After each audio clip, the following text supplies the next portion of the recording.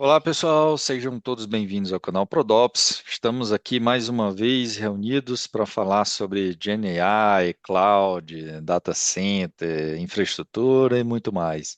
Então, queridos, bem-vindos de volta aqui ao canal ProDops.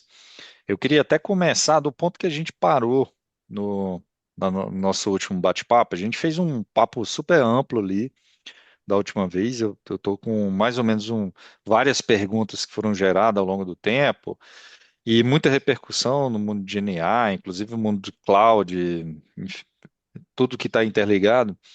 E uma coisa que eu venho trocando ideia com vocês, mas também no círculo aqui em volta do ProDops, é o quanto a gente vinha ali num caminho de cloud nos últimos anos, e assim, GenAI provocou uma guinada muito forte a falar de infra, tem uma geração inteira que foi formada em cloud. Sim, tem muito profissional que é sênior hoje, nunca viu um data center na vida, não sabe como é o processo.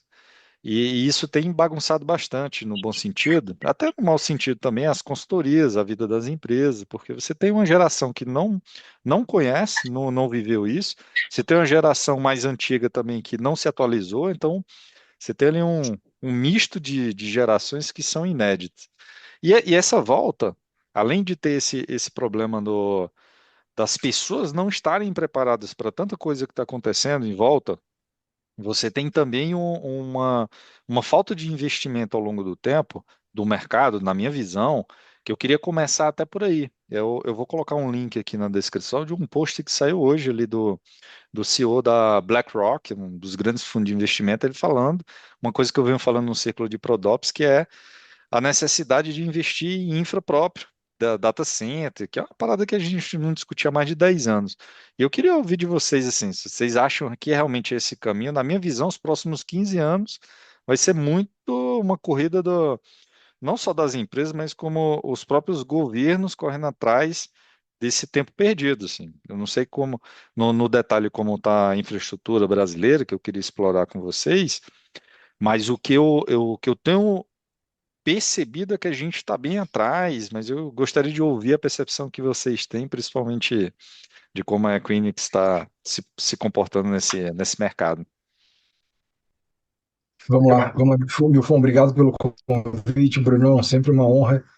De novo, né? Vou repetir que não tenho roupa para participar de uma call tão ilustre aqui, né, de uma conversa tão ilustre, mas vou tentar responder à altura aqui dos mestres. Eu acho assim, essa percepção, Milfon, de que a gente vai ter uma nova onda de investimento de infraestrutura, ela já é realidade. E eu acho que ela é uma realidade não só dos grandes cloud providers, mas de outras empresas também, que estão investindo não só em serviços de AI, mas também nas suas private AIs, né? Que é, fazendo uma analogia, a mesma discussão que a gente sempre teve de rede de nuvem pública, nuvem privada, no final do dia são ambientes híbridos que vão dominar a conversa. E acho que isso vai continuar acontecendo, né? A gente está só no início da onda de investimento em IA. A gente ainda não conhece nem, eu acho que nem metade dos casos de uso que vão surgir, como a gente não conhecia lá atrás os casos de uso de cloud também. O que fica mais evidente para a gente é isso que você falou, né? Que eu acho que talvez o grande desafio agora seja a adoção, porque já tem muita coisa disponível, mas a gente não vê essa curva de adoção das empresas indo de forma acelerada, porque você envolve também mudança de processo, mudança de estrutura. Não é do dia para a noite que uma empresa inteira vai começar a adotar ferramentas específicas. Mas isso vai acabar envolvendo também a evolução das próprias aplicações, que algumas aplicações já vão vir com IA embutida, a gente nem vai saber. Né? Que eu acho que é a direção natural também das coisas, quando a gente pensa em agente de IA ou IA sendo embutido no software como serviço. Eu não acredito naquela coisa que o SaaS vai acabar. Talvez o SaaS sem IA, sim, não vai ser competitivo, mas o SaaS com IA embutida não tem como não vislumbrar que vai ser o futuro nesse sentido. Lembrando sempre que eu acho o seguinte, tem uma discussão sobre agente de IA, mas é bom a gente separar as coisas, o pessoal entender qual é a nossa opinião sobre agente de IA. E aí, sem combinar com vocês, a minha opinião é o seguinte: a gente sempre falou de automação, que é quando você tem processos e workflows e você automatiza porque são padronizáveis. Eu acho que você tem casos onde você tem algumas dessas caixinhas, você tem IA, e aí a gente meio que chama aqui de automação com IA, mas o processo todo continua tendo uma característica de automação, mas em algumas dessas caixas você usa IA para determinadas missões. E os agentes, para mim, estão no outro extremo. Quando você tem um input, você deseja um output e você confia no agente para trabalhar isso. Né? Você não embute tanto lá aquela regra de negócio hard-coded do processo para te dar a resposta.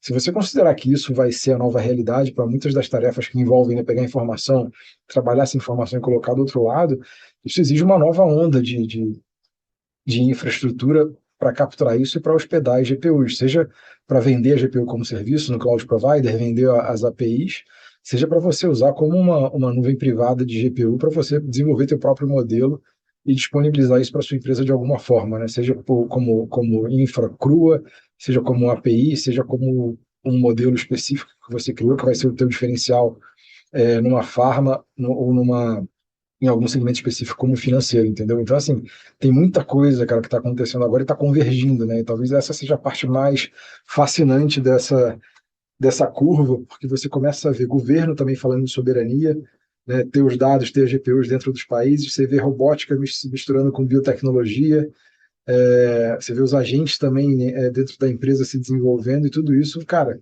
vai ser refletido em infraestrutura. Resposta longa para pergunta Opa, curta. sim, sim. Variar. Deixa eu até comentar também, estava querendo apertar no para desmutar aqui, demorei. Então, eu tenho visto esse movimento, como o Vitor falou, realmente de o pessoal chama às vezes, né, de uns nomes. É engraçado que agora tem uma cena política envolvida, né? O pessoal começa a usar os nomes aí, tipo repatriar, não sei, e aí você começa a ver movimentos lado a lá que colocam mais pimenta nessa discussão.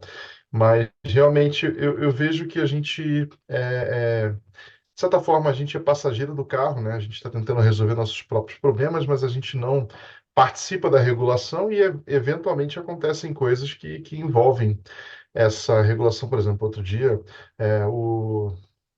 qual é o nome lá do Elon Musk, de internet via satélite? Eu não esqueci o Starlink.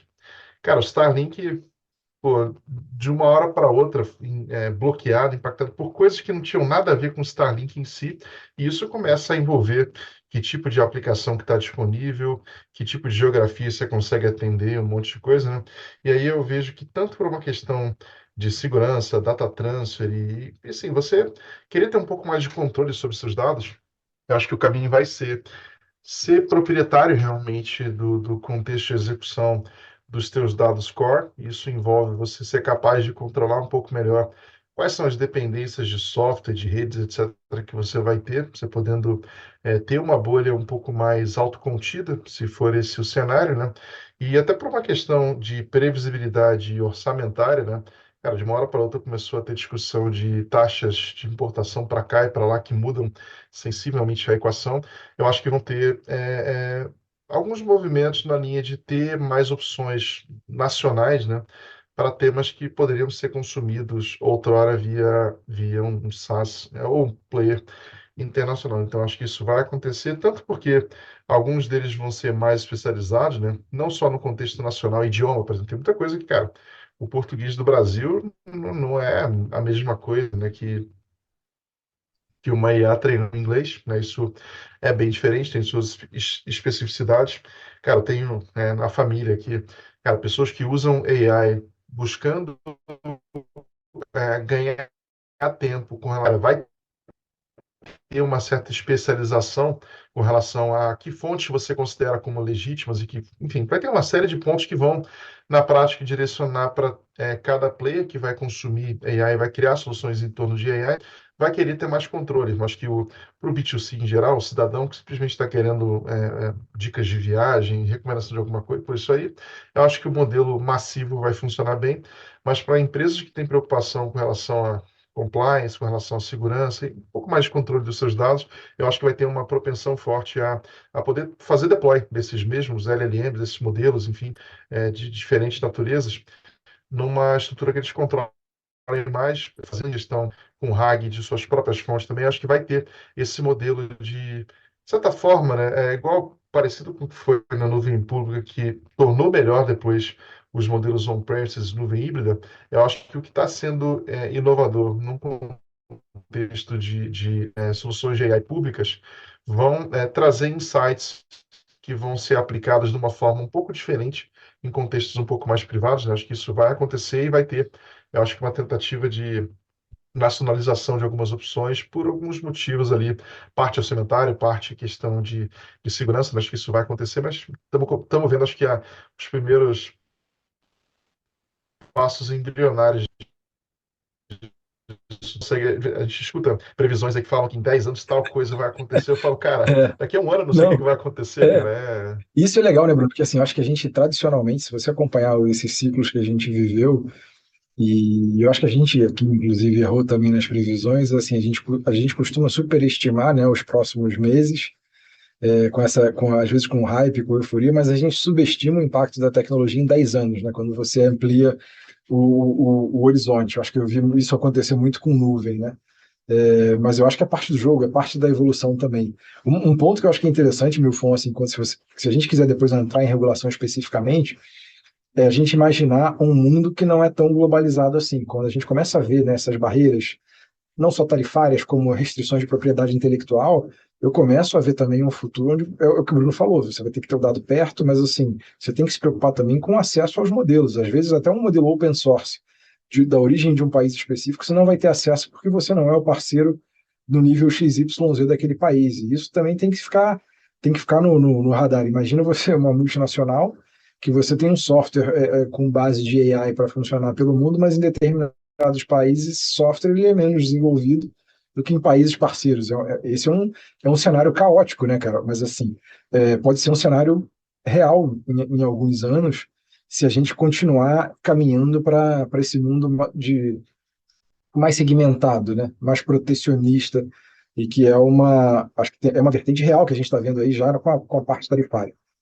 O que começou a aparecer muito, né, nesse contexto de AI e tudo também, né? Você começa a ter assim, a capacidade agora de produzir imagens, vídeos, artigos, etc., muito rápido, com muita densidade e tal. Isso já vinha acontecendo, de certa forma, até pré-AI, porque você tem várias formas de criar esses assim, artigos, né? Enfim, evidências e tal. Só que, cara, a velocidade e a sofisticação aumentou e está começando a ficar muito difícil você saber o que realmente é legítimo. O pessoal discute lá, colocar uma marca d'água, mas aí o cara pega um print, tira uma foto. Cara, tá ficando muito difícil saber o que foi produzido originalmente de forma confiável, o que é uma variação. E aí isso tem algumas implicações, né? Tem a questão da implicação de você, primeiro, voltar a ter um problema real, né? Que antigamente os cartórios eles tinham esse papel de certificação de documentos, assinatura, e etc. Isso caiu um pouco em desuso com a assinatura digital, só que você começa a ter, não estou dizendo que vai ser um cartório que vai fazer isso, mas você começa a ter um real desafio saber, cara, posso confiar nisso aqui? Isso aqui é legítimo? Isso aqui será que não foi uma impersonação de alguém que pegou aquele áudio daquela pessoa e produziu uma gravação parecida? Enfim, isso tá muito difícil agora de identificar e passa a ter uma outra questão, que isso também precede aí um pouco a questão de AI, de você ser capaz de dizer quais são as fontes que você confia, né? Porque assim, cara, começa a aparecer, sei lá, um portal ali paralelo, querendo enviesar o povo por um certo lado. Isso acontece muito em época de eleição, época, enfim, mas isso não vai ser tão sazonal, mas acho que vai ter uma política recorrente, né, de pessoal tentar enviesar a opinião e tudo. E dependendo do que você está consumindo, né, você tem que entender um pouquinho o que foi usado para alimentar aquilo ali. E aí, acho que, claro que a grande massa de pessoas não vai ter muito discernimento sobre isso, ela vai consumir como se fosse verdade absoluta lá e não vai exercer o papel fundamental de confirmar esses fatos e tudo, então isso é complicado, né? Então eu acho que por uma série de motivos a gente vai querer ter mais controle, mas para informação que importante de tomar de decisão, claro. Para informação meio banal ali, tipo, cara, qual que é um restaurante para mim que eu gosto de comida A, B, C e D? Putz, isso aí eu acho que é uma informação que você não precisa de tanta acurácia. Agora, para um negócio que você vai tomar decisão, com a tua empresa, com a tua família, etc. Eu acho que essa capacidade de você confiar em algo que você sabe a origem, isso vai ser muito importante, e eu acho que isso também vai motivar que as empresas queiram ter um grau de controle sobre quais são as fontes de dados utilizadas, o que é embarcado de qual modelo, né? Tem muita essa questão. Vai perguntar alguma coisa para um modelo DeepSeek, né, chinês, você vai ter um certo viés. Você vai perguntar para um OpenAI, vai ter outro, né? Cara, isso aí, assim, sempre existiu, talvez ficasse um pouco disfarçado, não ficava tão evidente. Agora isso está ficando cada vez mais forte, né? E isso vai motivar que cada grupo relevante, pode ser uma empresa, pode ser uma cidade, enfim, todo mundo queira ter mais controle sobre tudo que está sendo utilizado ali. E isso não é que vai acontecer uma desglobalização de uma hora para outra, mas eu acho que vai ter uma propensão a cada empresa, cada grupo, ter a capacidade de escolher em quem confia, né? Acho que isso vai ser um ponto cada vez mais forte.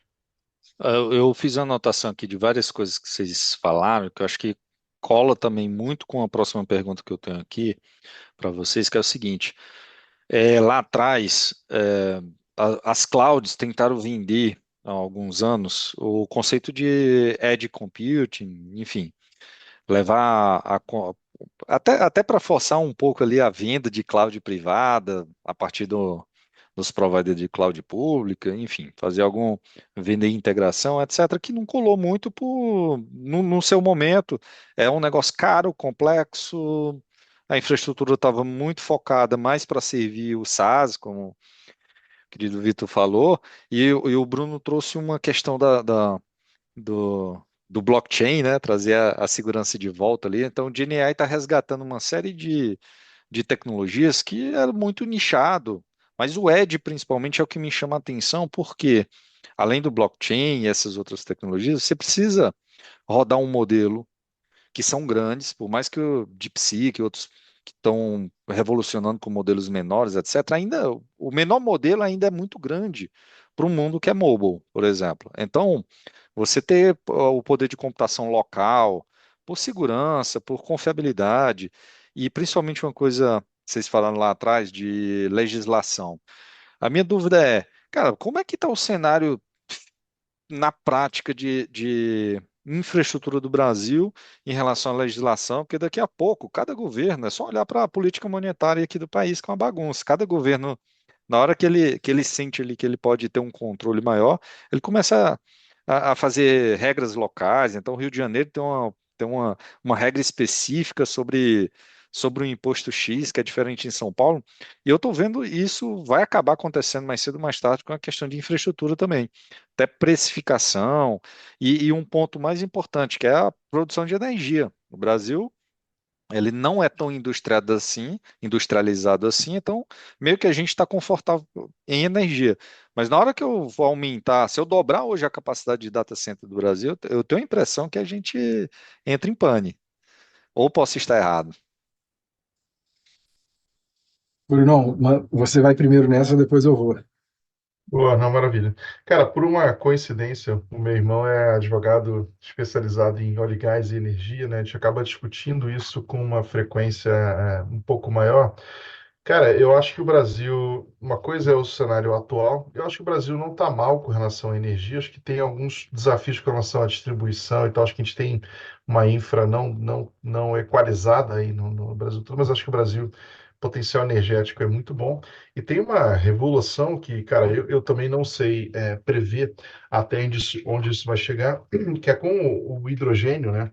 Você vai começar a ter a energia sendo portável, né? Você vai poder transportar, né, energia de um lugar para o outro, comercializar. Cara, não faço ideia do impacto que isso pode ter, mas acho que isso, assim, cara, a gente está, sei lá, prestes a ter uma ruptura, né, também nesse cenário.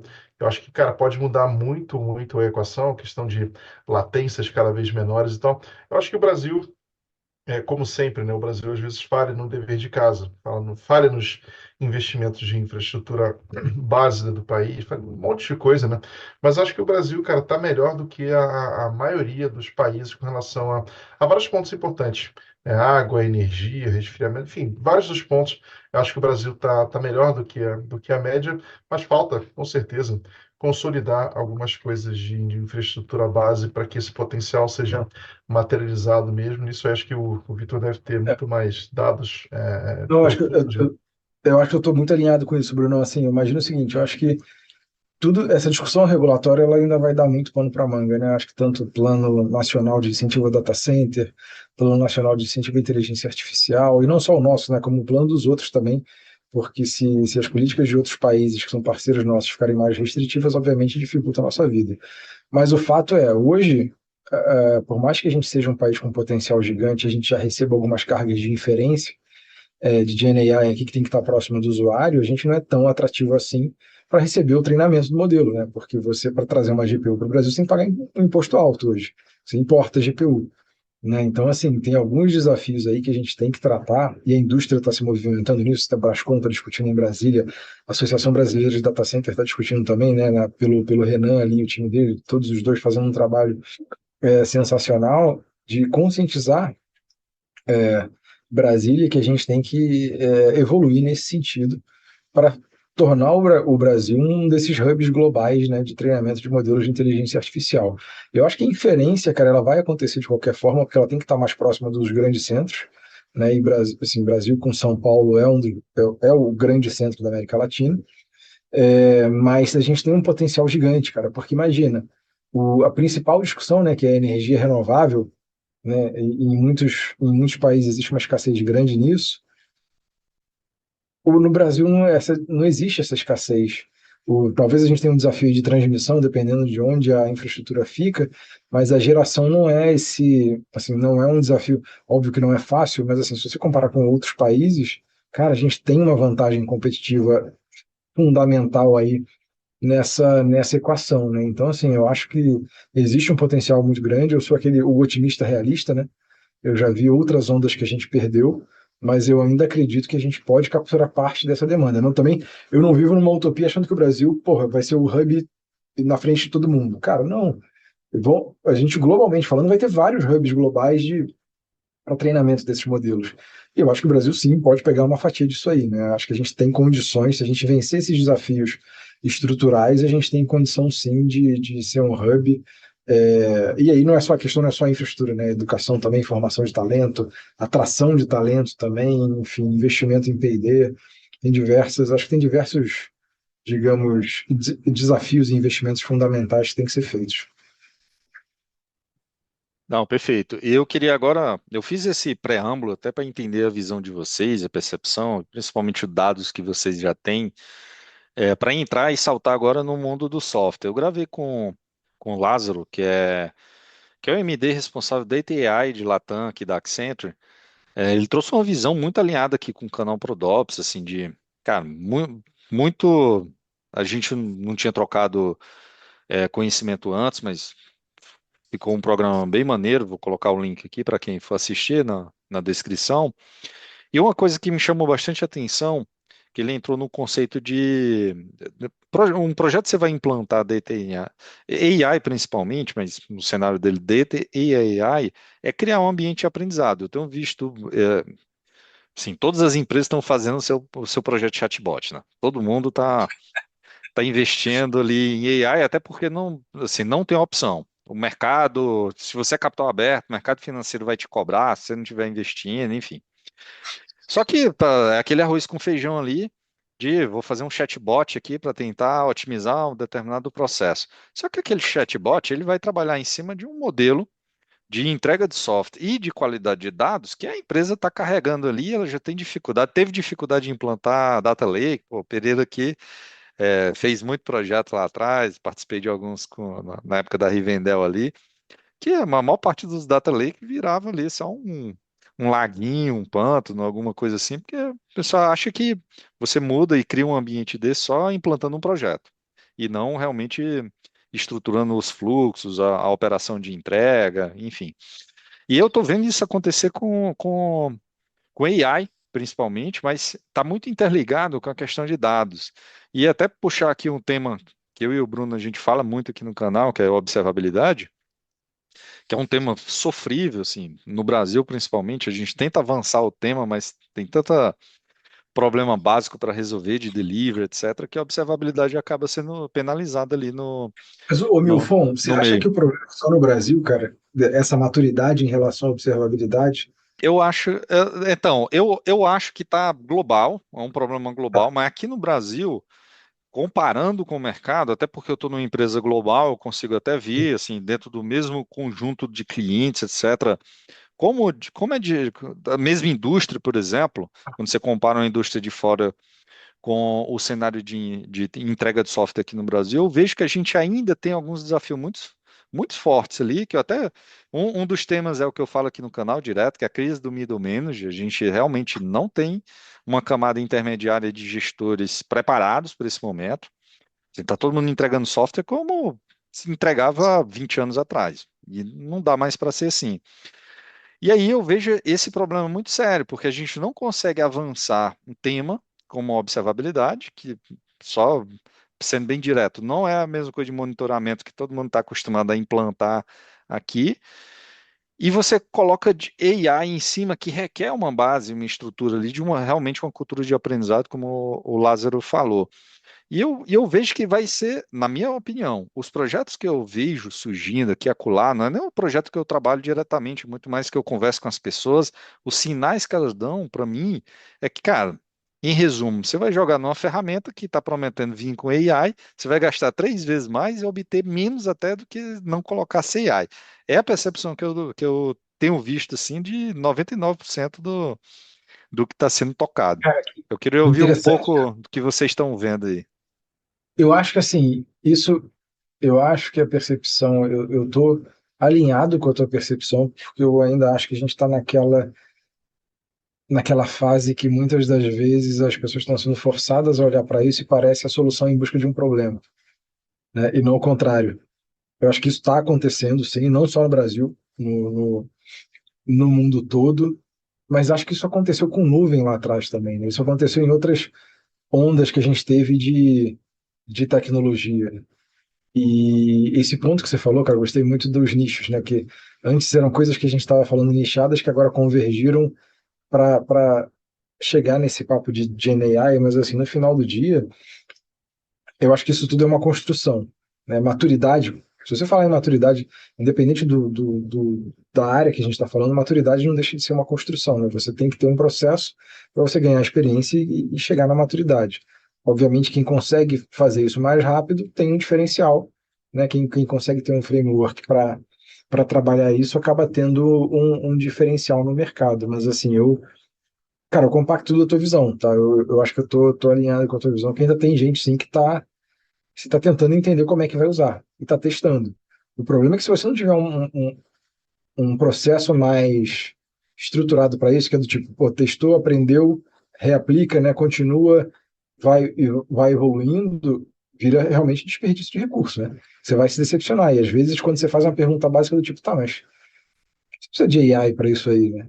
Você já vai fazer de forma tão limpa, tão eficiente e não tinha problema? O que AI te trouxe? Custo?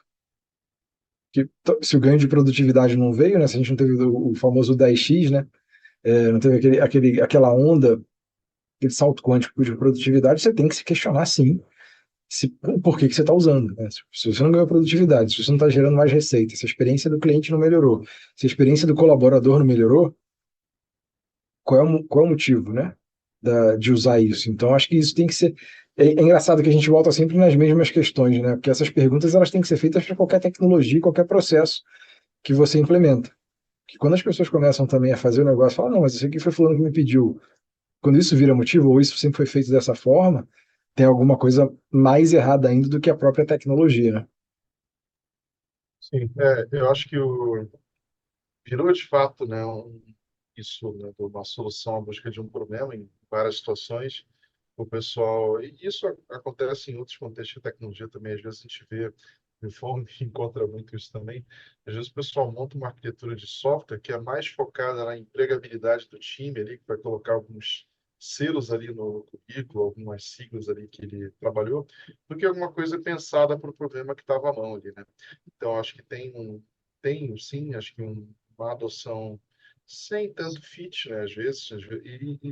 Cara, eu acho que para a gente acumular um pouco mais de inteligência e sabedoria sobre o que extrair de valor com qualquer disrupção, seja AI, seja alguma outra coisa, acho que é legal quando a gente consegue pegar alguma coisa que melhore, de repente, incrementalmente o que a gente está fazendo, que traga um poder que a gente não tinha antes, né? Sei lá, você pega, sei lá, um advogado lá.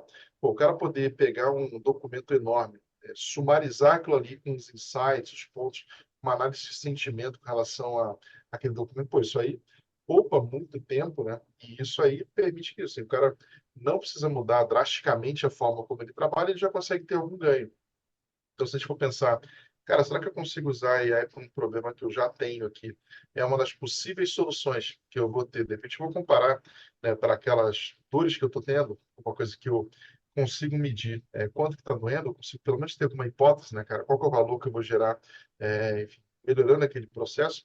Acho que às vezes até comparar uma solução baseada em AI e uma solução não baseada em AI e ver, cara, o ganho que eu tive aqui foi interessante, isso aqui a AI trouxe alguma capacidade que eu não teria de outra forma, né? Sei lá, capacidade de um aprendizado contínuo, alguma coisa que, sei lá, a cada semana que você submeter dados ali, aquilo ali evolui, pô, isso pode ser bem interessante. Você começa a ver como que isso compõe em termos de evolução ao longo do tempo, pode ser bem interessante.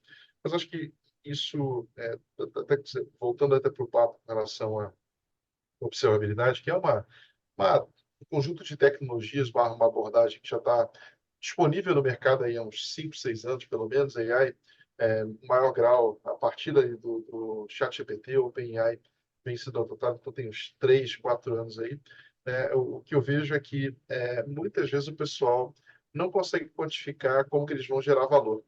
Tipo, só falar, cara, como que é o meu cenário hoje? Né? Assim, cara, eu estou gastando tanto de tal forma ineficiente, tem tanto de desperdício, como que eu faço algo que vai gerar valor a partir daquilo ali? E aí você aprende, assim, você vai ter que colocar alguma coisa no ar para rodar, alguma coisa. Você tem que viver o problema para você conhecer mais sobre ele e poder iterar para as próximas versões. Depois, isso com observabilidade foi uma verdade, o pessoal teve que colocar aplicações em produção, monitorando logs, métricas, traces, tudo aquilo ali, e aí ver que tipo de inteligência aquilo ali traz para uma análise de problema, que tipo de dificuldade traz, que tipo de custo. Tem que, assim, final, qualquer tema isso conecta muito com engenharia de plataforma também, né? Isso, AI também, né? Você tem que colocar alguma coisa no ar que vai te permitir resolver um problema de um jeito talvez simples no primeiro momento. Você vai ter que viver com aquilo ali tempo suficiente para ganhar maturidade, ver, cara, isso aqui foi legal, isso aqui não foi legal, essas foram as dificuldades, e a partir daí você consegue ganhar maturidade para ver o que funcionou para você. Então, realmente tem que viver, não adianta procurar sites de review, ver, cara, AI é bom para receita de bolo. Pô, não, sei lá, a gente tem que viver, senão não adianta a gente querer fazer uma média ponderada das opiniões dos outros, né? Até eu conheci um cara uma vez que ele gostava disso, ele tinha alguma dúvida lá que ele, puta, poderia ser uma POC de 2 semanas, ele tentava disparar para algumas pessoas que ele confiava, mas aquela pergunta, cara, isso aqui é legal, isso aqui não é legal, e aí, em vez de ele testar ele mesmo, viver o processo, ele fazia uma média ponderada das opiniões de 4, 5 pessoas e aí fazia dele. Eu falei, pô, isso com AI, com observabilidade, não resolve, né? A gente tem que tentar, para algum problema real que a gente se importe, de verdade, tentar usar aquilo ali, ver os prós e contras, o quanto que aquilo ali realmente resolveu, e daí para frente você começa a ter maturidade se você precisa de uma LLM, de um agente, de qualquer outro componente que a gente esteja pensando em usar, né? Essa média ponderada foi aquele maluco, eu esqueci o nome dele, que escreveu o livro Outlier, que uma das teses dele é essa, que é a média da opinião das O pessoas, Malcolm Gladwell. Malcolm Gladwell, a É, média eu não sei se foi no livro Outlier, mas foi num dos livros dele, ele falou que a média das pessoas sempre vai ser mais aproximada do valor do que a melhor resposta dos especialistas. E muita gente É. tomou isso como um método científico e aplica. Eu lembro que ele falava que, assim, acho que foi ele que falou isso, que a gente tem uma carga grande, né, de impacto nas 6, 7 pessoas que a gente convive mais. Enfim, acho que tem ali umas coisas, não sei se isso aí era dele diretamente, mas é uma ideia um pouco correlacionada, né? Você, para ganhar expertise em alguma coisa, né, você tem que, do lado das 10 mil horas lá, famosas ali, que não sei quanto que isso ainda se aplica hoje em dia com a velocidade que as coisas estão tomando, né? Mas eu vejo isso, assim, você tem que tentar praticar, iterar qualquer coisa, seja no esporte, seja um conhecimento musical, qualquer coisa. Você tem que tentar, com uma certa consistência, evoluir naquilo ali, aí o seu entendimento, a sua mecânica ali vai evoluir, e aí você vai conseguir tomar decisões mais embasadas ali sobre qualquer coisa que você queira usar, né? Isso assim, não dá para escapar de testar algumas coisas que vão dar errado, mas eu acho que dá para fazer isso de uma forma mais estruturada, como o Vitor falou, né? Que eu também tento tomar isso para mim. Falo, cara, a gente tem que estar sempre aberto a testar alguma coisa nova, só que se a gente puder ter um ciclo rápido de aprendizado, controle próximo ali do quanto aquilo vai custar, quais são os riscos, etc. Cara, a gente tem que ser livre para conduzir esses processos de experimentos, e aí, à medida que você vai pegando mais confiança que aquilo gerou valor, foi impacto positivo, aí você vai aumentando a aposta com base nas evidências que você está vendo que está funcionando. Se você não vê evidências de progresso, aí, cara, pivota para alguma alternativa que vai explorando, porque isso um dos desafios com a AI, eu e o Vitor fizemos engenharia, e eu lembro que, assim, uma das coisas que me deixava um pouco focado na engenharia, tem algumas coisas que não tem uma resposta binária, assim, sim ou não. Por exemplo, matéria lá de controle linear. Cara, você pode fazer um modelo que simplesmente não converge. Você vai ficar rodando aquilo ali, você vai achar que o negócio está melhorando. Cara, está piorando. Dependendo de como você vai adotar essas tecnologias de AI e outras coisas, talvez você esteja simplesmente fazendo experimentos errados, incorretos, né? E falta, às vezes, o discernimento para te dar um feedback. Falar, cara, o que você está fazendo não vai funcionar. Mas, às vezes, você vê lá o site do produto, o site da AI, vai parecer que eu a solução mágica para um monte de coisa. Mas não, tem que ter um trabalho de estudo, né, de validação para ver, cara, isso aqui é uma boa abordagem para o problema, eu estou aplicando isso num contexto válido, né, estou botando uma boa massa de dados, enfim, tem que isolar o problema de um jeito, acho que correto, né, e a partir daí você consegue ter um aprendizado com a execução dele. Acho que isso é muito na visão do método científico também, né, mas que muitas vezes a gente, em empresas principalmente, que tem um monte de coisa subjetiva, política, parece que a gente larga esses aprendizados acumulados de tanto tempo e vai no modelo mais empírico, porque, sei lá, porque a gente toma decisão, às vezes, com critérios que não são puramente lógicos, né? A gente acaba sendo influenciado por coisas que a gente escuta e tal. Então, acho que isso com o AI também está acontecendo. Todo mundo fala das profissões que vão deixar de existir, fala das coisas que, sei lá, você vai ter. O mais recente que eu vi foi que, acho que foi o Bill Gates. Não, daqui a pouco a gente vai chegar na semana de 2 dias de trabalho só, 2 dias úteis. Eu falei, porra, legal, eu gostei dessa aí. Mas acho que a gente às vezes se empolga com essas previsões Com as muito para previsões, né? frente. É, Tem muita gente emocionada. Eu vou provocar aqui vocês, pegar duas falas de vocês aqui. Que o Arnaldo falou o seguinte: ah, mas a gente fez isso com o cloud, mas na minha visão, a gente nunca fez na proporção que está fazendo isso agora, porque AI no momento, e aí eu quero até ouvir vocês sobre custo e preço. AI é muito caro e vai ser por bastante tempo. Não dá para ter aquela cultura de startup, produto digital, de fail fast, experimentação. Cara, com AI, fazer experimentação agora é queimar o caixa inteiro da empresa rapidão, sem ter muita certeza de um resultado proporcional, né? O famoso 10x, etc. Então, não tem muito espaço no momento, até que se barateie mais e baratear muito, porque AI é caro, caro de pessoal, de gente preparada, de execução, construção do modelo, enfim, todos os cenários.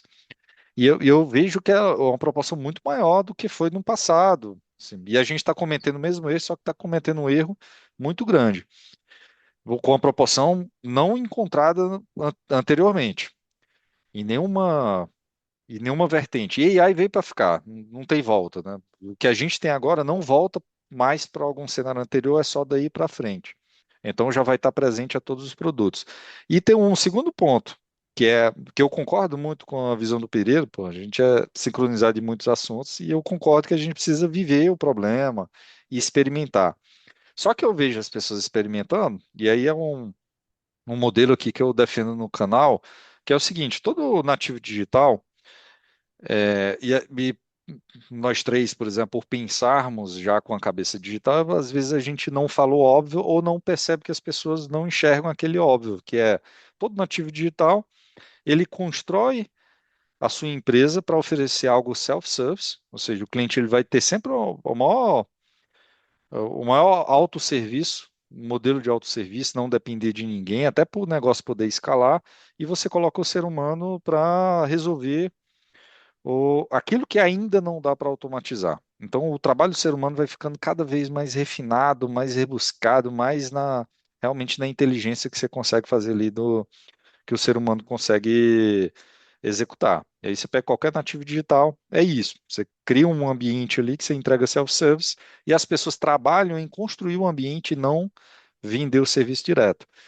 E GenAI está sendo assim, como é que eu vou viver o problema se eu estou fazendo a nova solução num formato que não funciona para o digital? E aí junta as duas coisas. Eu tenho um custo muito alto, que é fazer AI, é um custo muito alto para o momento, ao mesmo ponto que eu já sei que o modelo está errado.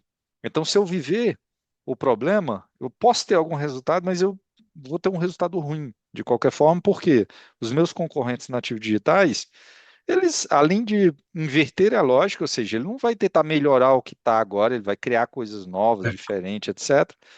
E já vai muito acertado para não ter tanta experimentação assim, porque, pô, ele vai realmente investir ali em novos negócios. Assim, deixa eu. Porra, isso aí dá um papo de umas 4 horas, meu fã, mas assim. Cara, não sei nem por onde começar. Deixa eu pensar aqui. Essa parte que você falou, né, do trabalho cada vez mais refinado, eu concordo, mas eu acho que é sempre o desafio com as tecnologias, né? Eu acho que a gente, assim, está muito longe de chegar nesse grau de automação tão avançado que as pessoas vão ter essas funções tão refinadas, porque, de novo, os processos acho que não acompanham essa evolução, né? Então demora bastante para você conseguir chegar nesse nível. Então a gente, por muito tempo, acho que vai ter essa coexistência de realidades. Mas um ponto que você colocou que é muito legal, que é dos nativos, você chama de nativos digitais, né? Que eles já começam com uma folha em branco. Eles começam com a folha limpa, e eu acho que isso tem muito a ver também com a nossa natureza, né? Porque geralmente, quando uma tecnologia nova chega, você tenta resolver problemas atuais com a nova tecnologia.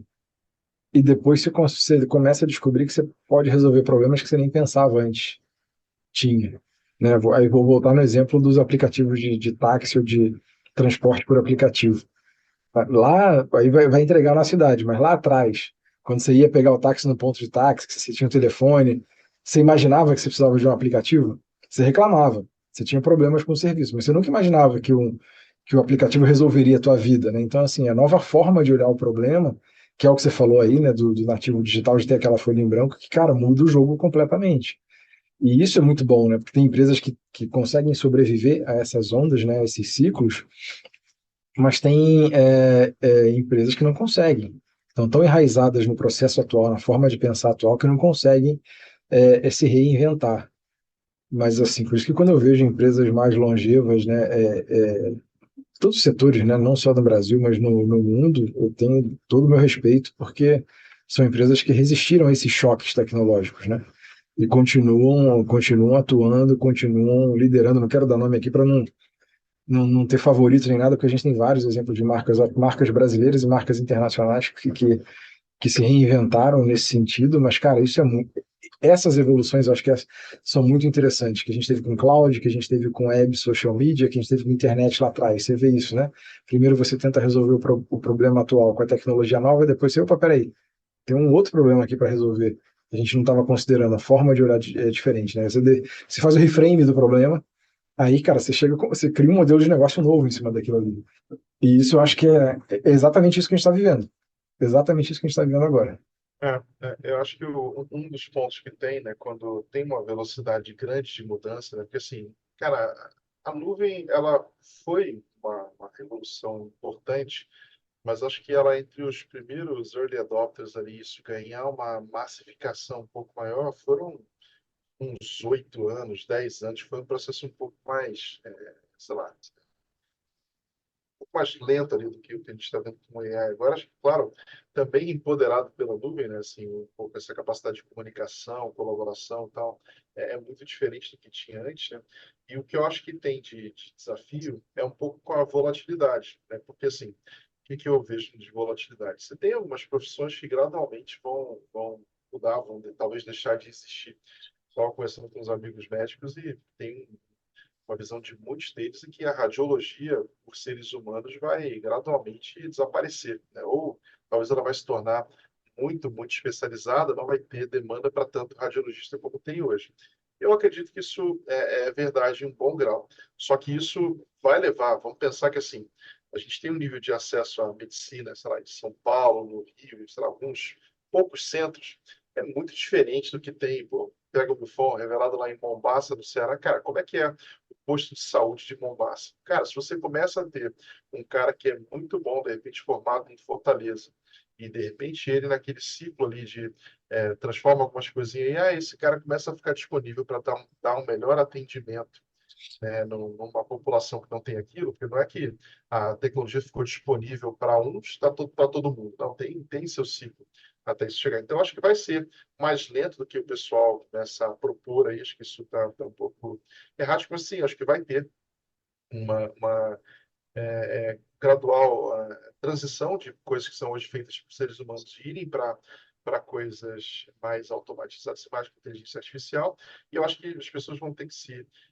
transicionar para outros perfis de carreira, né, para outras subespecializações, algumas coisas que consigam fazer bom uso disso, né, e até que essas tecnologias também se democratizem, né, para todo mundo poder usar. Por exemplo, vamos pensar, puta, a gente falou aqui de acesso ao trabalho, esse é um dos pontos que tem sido muito discutido. A geração Z não está tendo como entrar no mercado de trabalho, tem AI, tem um monte de coisa. Cara, concordo e discordo. Eu acho que assim, acho que a forma da gente treinar pessoas vai ter que ser diferente. Acho que as empresas estão mudando para ficarem mais enxutas. Vão ter, por exemplo, cara, vai conversar com um advogado sênior, né? Se ele prefere ter acesso à melhor inteligência artificial para ajudar ele a fazer uma petição, ou se ele prefere um estagiário, cara, não teria dúvida, ele não vai querer um estagiário, não vai querer. Só que, assim, será que você não tem a capacidade de pegar advogados já bem digitais e fazer com que aquele cara vire a ratoeira da AI jurídica? Eu acho que É, sim, só que a gente vai ter que readaptar isso aí. Eu acho que criar experiências com AI para formar pessoas ali de nível médio mesmo, cara, vai num Senai, num SESI ali, cara, deve ter muita oportunidade de redução de desperdício. Só que, cara, nessa curva de adoção, a gente tem que pegar essa massa de pessoas que vão ter que se adequar a isso. Cara, vai ser um processo complexo. E como as pessoas elas não têm essa velocidade tão rápida assim, eu acho que essa curva vai ser mais gradual e eu acredito mais na tese de pessoas que vão ter superpoderes com AI e possivelmente, eu acredito que é possível que a gente, em vez de ter a semana com 40 horas como padrão de trabalho, seja possível ter 30, ter 20, eu acho que isso é perfeitamente possível, né? Mas eu acho que a natureza humana ela é muito mais lenta do que qualquer tecnologia que surja, né? Então, eu acho que o pessoal superestima, né? Assim, uma coisa é você, com uma AI, conseguir fazer especialmente bem alguma coisa específica. Eu acho que isso é muito rápido. Agora, que isso traga um impacto relevante na forma que as pessoas trabalham, se relacionam como um todo, acho que isso vai levar um bom tempo e a gente tem que pensar como que a gente vai fazer para essas novas gerações. De Bifão tem 4 crianças aí, um já adulto, eu tenho duas aqui. Cara, eu tenho uma das coisas que mais me traz uma certa preocupação e angústia cara, que formato de trabalho, que conhecimentos vão ser importantes. Cara, eu não faço a menor ideia. Eu acho que assim, se a gente consegue treinar as crianças para que elas continuamente aprendam coisas novas, elas sejam abertas a isso, criar aquela questão do growth mindset, de você falar, cara, você não sabe fazer isso aqui. Se você tentar uma semana, um mês, você vai conseguir, porque eu acho que isso aí, cada vez mais o ciclo de profissões, cara, em 5 anos, 10 anos, algumas profissões vão mudar bastante. Diferente do que era. Pô, meu avô trabalhou a carreira inteira dele numa empresa só. E, pô, foi suficiente. Agora é um ciclo muito rápido e acho que a gente tem que abraçar essa mudança e falar, cara, a gente não pode entrar na zona de conforto de falar, não, eu sei fazer isso aqui impecavelmente, eu sou melhor do que a AI. Então, tem que entender que, cara, são ferramentas que vão surgindo e que a gente tem que abraçar e ficar melhor com o uso delas, porque aí a gente vai na linha de gerar valor continuamente, né? Mas dá um mas aí, certo medo, dá, né? o Brunão, eu acho que você está indo muito na linha que eu concordo, que é aquilo. Não é que a tua função vai ser substituída por AI, mas provavelmente vai ser substituída por alguém que usa bem AI, né? Que sabe em quais atividades ali daquela função a AI encaixa bem, né? Que é o que você falou. O advogado que é muito bom, esse cara, se ele souber usar AI, ele pode ficar 10 vezes melhor. Agora, o cara que não sabe o poder que tem na mão, tipo, vamos supor, se o prompt lá, se a informação, se o input é ruim, o output vai ser ruim também. Aquilo, o Bill Gates falava isso, né? Que assim, imagina, se você automatiza um problema, você ganha um problema muito mais produtivo. Se você não corrigiu o processo antes de automatizar, no final do dia você ganha um problema muito mais produtivo, né? Então, assim, eu acho que tem muito disso, né? De identificar essas atividades da função que vão ser impactadas para não entrar naquela discussão do 0 a 1, do tipo, essa função vai sumir, essa função não vai sumir. Talvez exista, talvez seja um gradiente, né, de opções e não o 0 ou 1 aí nessa discussão, dependendo da natureza do trabalho, né? Eu não vou nem entrar no processo educacional, porque eu estou emocionado com AI, e aí eu sou o agente do caos, para mim tudo vai ficar muito ruim em breve, então não vou nem entrar nesse ponto, porque para mim o nosso sistema já estava falido, ele já treina as pessoas para o passado e agora fica cada vez mais claro que a escola está totalmente perdida, qualquer modelo que está aí no mercado o próprio Mac em si vai ser muito lento para desengessar, enfim. Mas até nesse ponto da formação, pegando vocês e voltando um pouco lá o que eu tinha falado da crise do middle manager, o que eu tenho visto é o seguinte, tem uma camada inteira, pode ser entre o milênio e, enfim, uma geração inteira ali dos seus 30 mais, entre 30 e 45 anos, que ele viveu a transição do mundo pré-internet, né? Nasceu no mundo pré-internet, acompanhou o desenvolvimento da internet, está acompanhando o desenvolvimento disso tudo. Só que é aquilo que vocês falaram, o cara, ele está sempre resolvendo um problema do presente, ele não está conseguindo pensar numa cabeça diferente, num problema diferente. E eu vejo o que vocês acabaram de dizer, o cara com a ferramenta muito boa, ele vai conseguir ser 10, 20 vezes. Então, o sênior bom, ele vai ser cada vez mais valoroso. E eu até acredito, vai ter algum modelo aí que ele vai trabalhar menos porque, pô, vão pagar pela a sabedoria de usar a ferramenta, não mais homem-hora, como a história do capitalismo aqui tem remunerado as pessoas, né? Porque no fim das Sim, contas a gente remunera homem-hora, fazendo as traduções de salário no fim das contas para isso. Mas aí abre um outro prejuízo grande para o mercado. Voltando àquele tema específico de observabilidade. Pô, eu já tenho um gestor que ele não está preparado para o modelo atual, ele não consegue pensar, ele vai cada vez mais se autoproteger. Ou seja, a idade média do software, mais aquela cultura de eu vou jogar numa ferramenta aqui, que é a velha história, eu vou citar o nome da IBM, mas IBM não é com vocês, é só que a frase é clássica para vocês. Ninguém nunca foi demitido por contratar IBM. É uma frase essa é clássica no clássica. mercado. Essa é clássica. E aí vai ficar cada vez Conquistado, né? mais. Milfon, conquistado pela marca, né? Ah, De sim, reputação.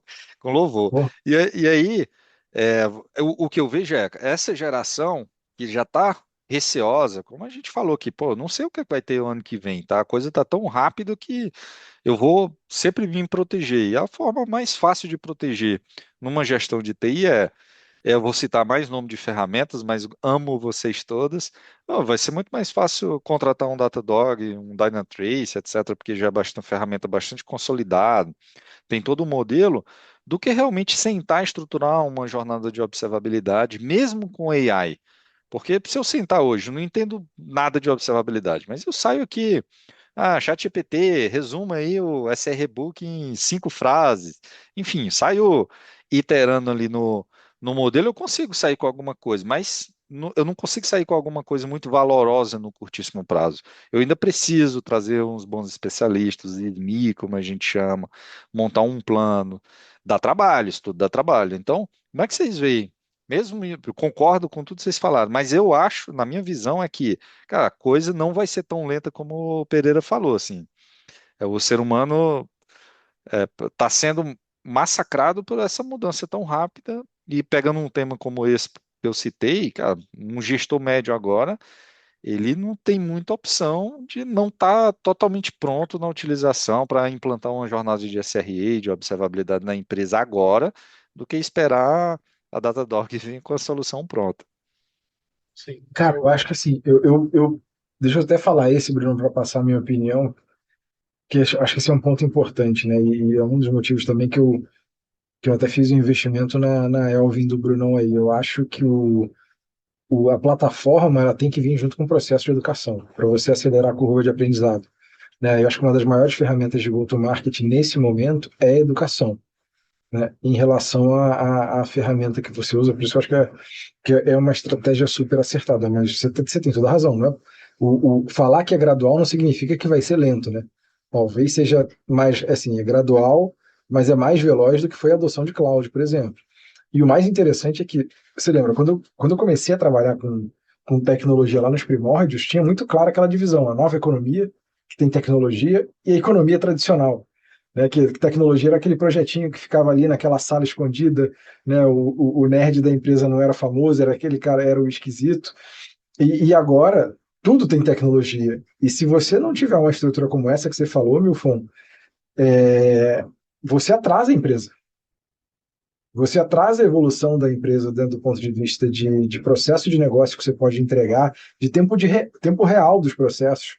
Né? Que hoje você não fala mais, quando você fala até na percepção da gente como consumidor, pessoa física, a gente tá mais ansioso, né? A gente quer informação em tempo real, a gente quer o produto que chega no dia seguinte ou no mesmo dia na sua casa, a gente quer controlar o motoboy do iFood que, puta, aqui tá falando que chega em 17 minutos, se chegar em 19 já tô puto da vida, não posso falar puto da vida, mas já tô pé da vida, já tô, mandando mensagem, fazendo reclamação, então assim, existe um fator aí, a ansiedade, tá vindo pro CNPJ também, e se a tecnologia não estiver preparada para isso, cara, é mais atrito, é mais fricção que você tem dentro da empresa. Eu não estou falando que fricção, em todo caso, ela é ruim. Existe fricção também é boa. Às vezes você tem que botar controle em um processo para ter governança, para evitar fraude, para evitar risco.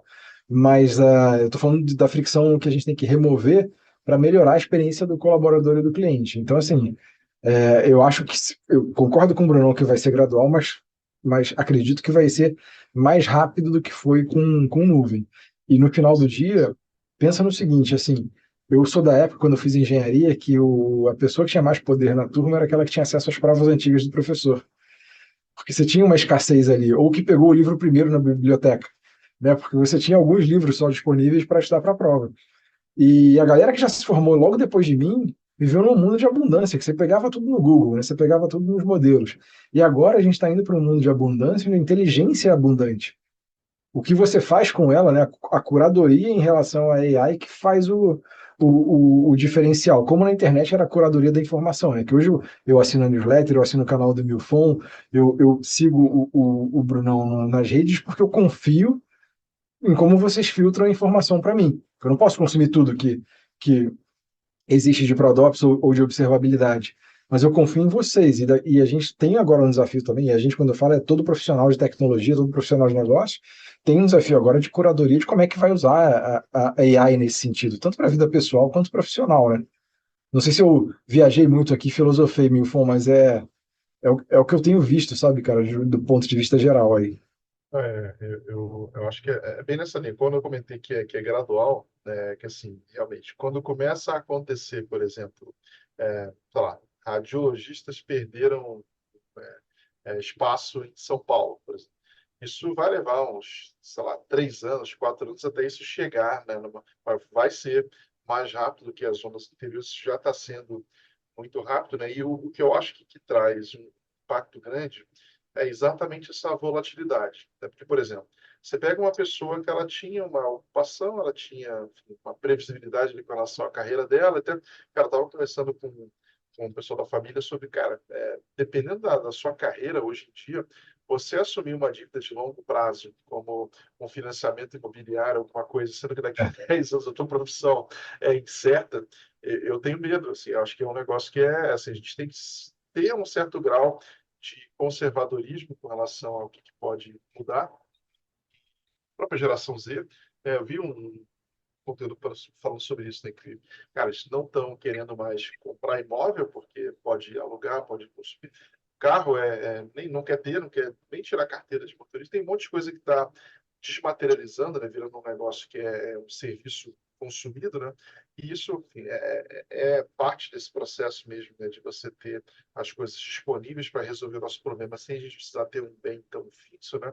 Só que o problema que eu vejo a gente vai ter pessoas que vão sair de um cenário no qual ela tinha um cargo legal numa empresa, numa enterprise, etc. e tal, só que ela perdeu um monte, e daqui a 1 ano, 2 anos, ela vai ter que aceitar um papel, de repente, secundário, ganhando metade do que ela ganhava, ou talvez fazer uma transição de carreira para começar uma outra coisa, se ela perdeu o time. Então, acho que isso que acho que traz um pouco de ansiedade, porque a gente vê, cara, eu não posso ficar parado, ao mesmo tempo o caminho não está tão claro, você começa a ter várias opções, então a gente tem que se manter aprendendo, né, e tentando sempre ter esse cuidado de gerar valor, que é um ponto, até o Vitor comentou no começo sobre a transição do SaaS com AI, muita gente falando, né? Ah, não, o SaaS, o cara vai parar de pagar o Salesforce, porque agora ele vai construir um CRM AI em 1 semana, e, cara. Tem um pouco Não, de romantismo ali que eu acho que é até engraçado, né? Só que, sim, eu acho que vai ter muito mais espaço para surgirem inovações, por exemplo. De repente, o cara que sabe usar bem AI, ele vai conseguir criar, de repente, um CRM para o agronegócio e, puta, vai ser muito melhor do que um Salesforce genérico, que vai desde do consumer goods até o, sei lá, até o IoT, né? Você vai ter soluções mais de nicho, né? Mas acho que isso vai ser, e isso, assim, a gente tem que estar pronto para abraçar essas novas tecnologias e se manter aprendendo, caso contrário, né? Ninguém mais quer pagar por aquele SaaS caro, né? Que gerou muito pouco valor, aquelas, sei lá, centenas de licenças que foram pagas e não foram bem utilizadas. Eu acho que está tendo menos espaço para isso. Ao mesmo tempo, quando eu vou conversar com qualquer cliente hoje em dia, o que eu vejo? Se você faz um bom mapeamento, cara, qual que é o cenário hoje, quais são as dores, as ineficiências, etc. Você propõe um negócio no qual, do outro lado, você sai com um resultado tangível, né? Fala, cara, reduzir os custos, melhorar a velocidade. Tem muita, muita oportunidade. Então, acho que é você saber utilizar isso a nosso favor, né? A gente conseguir usar essas novas tecnologias, inteligências e tal, para gerar resultados. Acho que a gente tem que ter um foco hoje mais e mais em resultados e não em entregas, né? Assim, cara, o outcomes versus o output, né? Acho que é muito mais outcomes e isso eu acho que vai abrir oportunidade de ruptura para alguns players, né? Como a gente já viveu no passado, né? Nokia, Nokia que tinha, cara, lembra que era até icônico, eu acho que o Afonso, se não me engano, ele tinha um N95, eu tô enganado aqui, mas eu lembro que assim, na época da Nokia com o N95, cara, ela estava querendo fazer algo parecido com o Waze, instalando equipamento de satélite, rastreamento em todas as estradas da Europa. Cara, olha o preço desse projeto.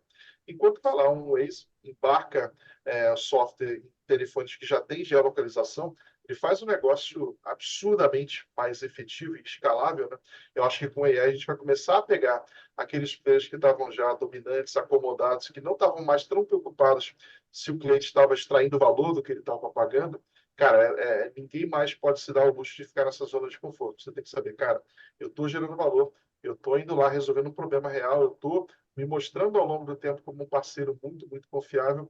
Eu acho que isso aí, a sociedade como um todo vai melhorar, porque você vai ter menos espaço para players que prestam mau serviço e estavam ali acomodados, esses vão ser cada vez mais substituídos por opções novas, né? Mas cara, acho que todo mundo está com certo medo do que vem por aí, porque a gente nunca sabe o que esperar, mas acho que tem muita oportunidade, né, junto com esses riscos que a gente enxerga. A maturidade eu acho muito importante. Muita coisa que vocês falaram aqui, eu entendo absolutamente bem, porque a gente já conversa, convive, fazemos parte ali do mesmo grupo, assim, de pensamento, etc. Mas eu tenho visto muita imaturidade no mercado, muita imaturidade no sentido que eu tenho certeza que tem muita gente que vai assistir esse episódio e vai entender metade só do que vocês falaram, do que eu falei, porque é uma deu umas realidade. viajadas. Acho que a gente deu umas filosofadas aqui. Não, eu acho que não é nem filosofada. Uma coisa que eu tenho trabalhado aqui no Prodops, muita discussão mais baixo nível, né? Sobre aconselhamento de carreira técnica, gestão de tech lead, que eu tenho falado muito, o pessoal muito preocupado com especialidade. Ah, mas é o T-shape o especialista? Será que ainda tem espaço para especialista? Eu, por exemplo, não vejo espaço mais para especialista, como foi o Dev iOS. Para mim foi a última ultra especialização.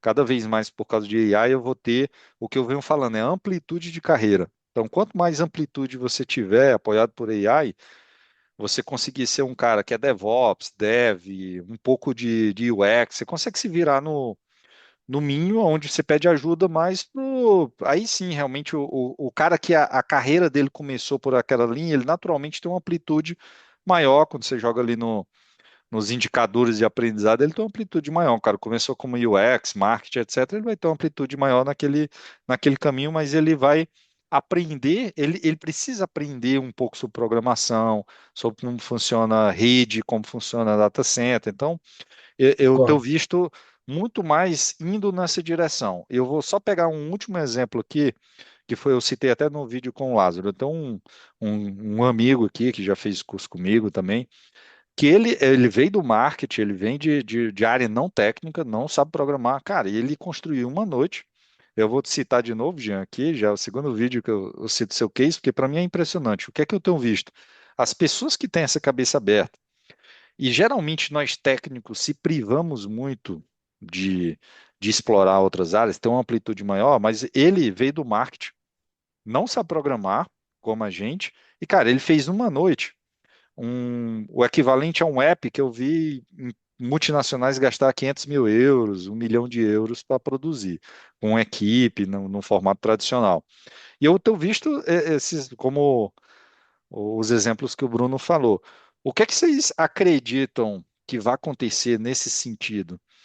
Quem está mais bem preparado são as pessoas que são muito boas no negócio e agora não precisam mais da gente, entre aspas, porque ela consegue ter uma amplitude muito maior, mas inclusive ela vai precisar assistir o vídeo sobre data center, entender como funcionam as coisas, cada vez mais aumenta a amplitude, ou vocês acham que ainda tem um espaço para um cara ultra especialista e se dedicar só para aquilo?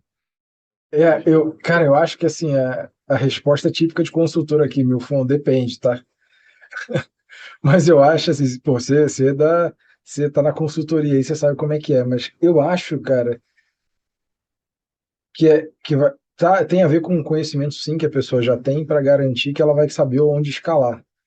E eu acho que em alguns nichos o super especialista ele vai ficar super hiper quando ele souber usar AI, ele vai fazer a diferença. E aqui eu não estou falando sobre alguma função específica nichada, tá? Estou pensando, tipo, eu acho que é a meta-estrutura disso tudo, né? Como é que evolui a função, a especialização de uma pessoa, essa curva de aprendizado. Eu acho que em alguns nichos específicos a especialização ela vai fazer mais sentido e o cara vai ficar mais sinistro e mais requerido ainda, justamente porque ele consegue escalar isso aí com AI da forma, digamos, correta, acho que é uma palavra forte, né? Mas da forma adequada para ele chegar no objetivo. Mas isso não tira o valor do generalista que, que tipo, tem conhecimento suficiente sobre vários nichos e que vai usar a AI para ser um cara muito mais é, é, poderoso, um cara que entrega muito mais valor em tudo isso, porque ele sabe usar as ferramentas, né? Eu acho que esse exemplo que você deu aí é sensacional, porque eu já ouvi falar de outros também, talvez seja um exemplo mais extremo, mas, cara, esse tipo de coisa vai acontecer, né? Você vai conseguir fazer nem que seja assim, vamos supor, o cara fez um protótipo rápido, né? Em uma noite, para depois confirmar a ideia e ver se vai rodar também, mas isso aí, cara, é realidade. Não vejo como fugir disso aí. Não sei o que que você acha, Bruno, mas não é uma resposta de um ou outro, né? Acho que é Legal. uma coexistência. É, eu acho que, principalmente nesse contexto da capacidade de prototipação, experimentação, as pessoas que têm uma base mais de negócio, entendimento do problema e como até empacotar isso como uma solução para um problema real, validado, acho que as pessoas vão ganhar bem mais poder, né? E, ao mesmo tempo, isso força uma evolução do outro lado, né? O camarada que ele é um especialista em engenharia de software, assim, aquela pessoa que ficou anos ali apertando o parafuso da JVM, né, do Java, do WebLogic e tal. Cara, isso cada vez mais vai ser aquela exceção da exceção, não vai ser mais tão necessário alguém aplicar aquilo ali, que isso vai ter um processo de auto-otimização bem frequente. Então, o que eu acho que é sempre um requisito forte para a pessoa gerar um impacto grande? Que ela use sim as expertises dela, não é que pô, pega, um cara de Java não é valioso hoje, não, cara, você pega um cara bom que resolve o problema, ele mantém as coisas com qualidade, ele vai ser sempre valioso. Só que a questão é que ele não vai poder se dar ao luxo mais de ficar ali recebendo demanda, falar, cara, me passa aí o ticket do giro aí que eu vou executar. Cara, isso aí eu acho que não tem mais espaço, né, da pessoa ser aquele especialista que se isola, não conecta Não, com. Eu é. acho que vai ter que ter cada vez mais uma preocupação em como que eu gero valor, como que eu resolvo um problema real. Isso vai demandar um conhecimento soft skills sociais e tal, para a pessoa poder entender, cara, para quem que ele está gerando valor, né? Qual que é o problema? Se é um problema financeiro, enfim, ela vai ter que lidar com outras pessoas. Claro que não estou dizendo que a pessoa vai ser o full stack do business até o parafuso do canto, não é assim também. Acho que segue tendo espaço para pessoas que vão ter competências complementares, mas cada vez mais a gente vai ter que ter esse questionamento. Cara, por que que eu estou fazendo isso? Para quem que eu estou gerando valor? Como que eu garanto que eu estou gerando valor e não estou só, cara, fazendo uma mera, sei lá, alteração aqui que vai ser imperceptível, né? Na engenharia, o pessoal às vezes falava isso, né, cara? A gente não pode ser, fazer coisa que é boa para o engenheiro. Pega um carro, não, eu quero aumentar a potência desse carro de 280 para 300 cavalos. Cara, isso aqui era importante para o cara que você está fazendo. De repente, o cliente ele vai preferir mais autonomia da bateria do que mais potência. Enfim, acho que esse ponto forte de conexão com para quem que eu estou gerando valor e qual que é o problema que eu estou resolvendo vai ser fundamental. E aí, acho que na largada, esses caras mais de negócio, criativos, designers, etc., ele já tem, na largada, a proposta dele é entender a natureza humana, entender os problemas ali que estão disponíveis, ele pensa numa solução para aquilo. Faltava muito do ferramental, que agora está ficando cada vez mais acessível. Não é que ele vai fazer um protótipo numa ferramenta dessa qualquer e aquilo ali vai funcionar em produção em escala, vai ter que ter todo um cuidado na relação à segurança, monitoramento, vai ter uma série de temas. Mas sim, a gente está entregando mais poder para o cara que conhece sobre o ser humano, sobre o problema que ele está querendo resolver, e do outro lado, tem que andar na direção oposta, que pô, pega aquele conhecimento todo que você já acumulou, garante que você está se dedicando com os problemas corretos, senão você pode estar gastando uma energia enorme com um negócio que ninguém se importa, né? Isso é a pior solução que tem, é aquela que puta, você não conseguiu gerar resultado para ninguém, porque aí todo o teu mérito ficou por água abaixo. Bom, pessoal, estamos aqui chegando ao nosso fim de mais um super bate-papo aqui com duas grandes feras. E o segundo de uma série muito longa que vai vir aí, mais uma vez sobre AI. E assim, últimas considerações que os amigos querem deixar, então fiquem à vontade. E eu, muito rápido, Milfon, assim, eu acho que a gente só cria mais problema para você, né? Porque a pauta só alonga. Acho que quanto mais a gente conversa, o efeito é exponencial. Eu tô pensando aqui, acho que a gente criou mais umas 10 pautas aqui para a gente continuar conversando, mas acho que assim, se alguém aguentou a gente aqui até o fim, só queria agradecer a audiência, né? E se alguém quiser conectar e trocar ideia também, eu tô lá, tô presente no LinkedIn, só me acionar lá, mandar um DM e a gente conversa. E sempre uma honra conversar com vocês dois, sempre uma aula. Super obrigado também, Milfão. Obrigado, Vitor. Aí sempre uma discussão bem densa. Eu até acredito que se a gente espaçar esses papos suficientes, né, 2, 3 meses, as coisas estão mudando tão rápido, que só da gente revisitar o que a gente discutiu, você já começa a ter mais insights, mais conexões. E eu acho que esse é o estágio que a gente tem que estar, Mel.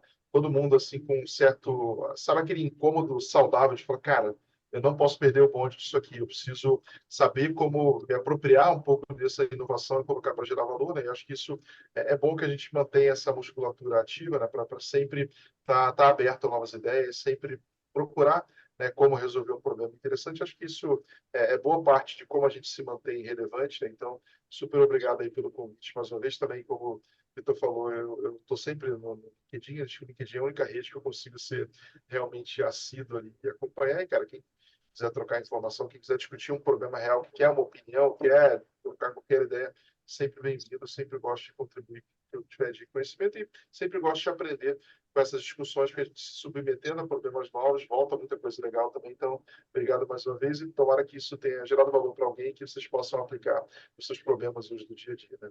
Valeu, pessoal. Bom, pessoal, então até a próxima e curtam o programa. E compartilhem também, por isso que eu preciso lembrar vocês toda a vida de compartilhar para chegar mais gente, enfim. Até mais, obrigado, turma.